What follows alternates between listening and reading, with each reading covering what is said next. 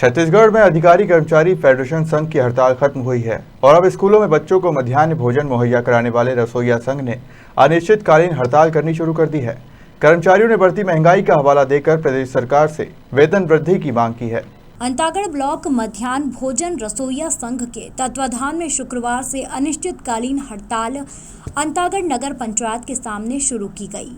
रसोइया कर्मचारी संघ का कहना है कि रसोइया कर्मचारियों को प्रतिदिन 50 रुपये की दर से वेतन दिया जाता है, जिससे बढ़ती महंगाई के दिनों में परिवार का पालन पोषण करना मुश्किल है, जिसके चलते उन्होंने वेतन वृद्धि सहित समय पर वेतन देने की मांग को लेकर हड़ताल शुरू कर दी है और जब तक मांगों का निराकरण नहीं होता हड़ताल जारी रखने का ऐलान किया है। छत्तीसगढ़ में हड़तालों का दौर कम होता नजर नहीं आ रहा है। छत्तीसगढ़ फेडरेशन संघ के लगातार हड़ताल के बाद अब छत्तीसगढ़ रसोइया कर्मी जो हैं, जो स्कूलों में बच्चों को मध्याह्न भोजन बनाकर खिलाती हैं, वो अब हड़ताल में बैठ गए हैं। हमारे सामने पीछे देख सकते हैं आप, रसोइया कर्मचारी संघ ब्लॉक अंतागढ़ के जितने भी रसोइया हैं वो अपने कामों को छोड़कर यहाँ पे धरना प्रदर्शन में बैठे हुए हैं। उनकी मांग ये है कि 50 रुपये रोजी बंद करके कलेक्टर रेट से उन्हें भुगतान किया जाए, क्योंकि 50 रुपये रोजी देने से उनके गुजर बसर में परेशानियों का सामना करना पड़ रहा है।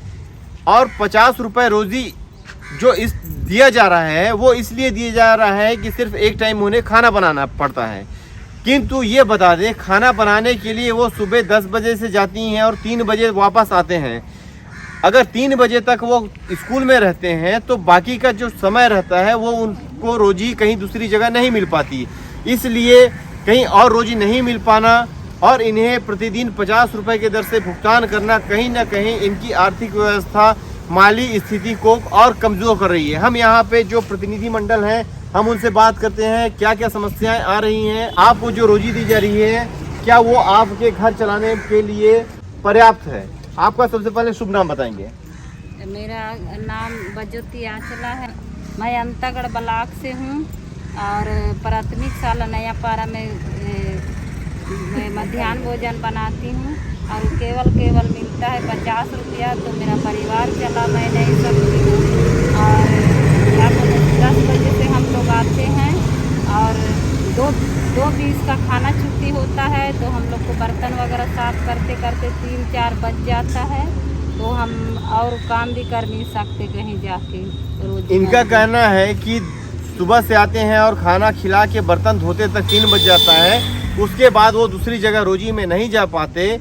बावजूद इसके इनको 50 रुपये प्रतिदिन के हिसाब से मतलब 1500 रुपये के आसपास इनको मिल रही है। अब आप इस महंगाई में 1500 रुपये में समझ सकते हैं इनका घर खर्च चलाना, बच्चों को पढ़ाना, बच्चों की कापी किताबों का इंतज़ाम करना और बाकी अन्य खर्चों का ये व्यवस्था कैसे करते होंगे, ये शासन प्रशासन में बैठे उच्च अधिकारी बेहतर समझ सकते हैं।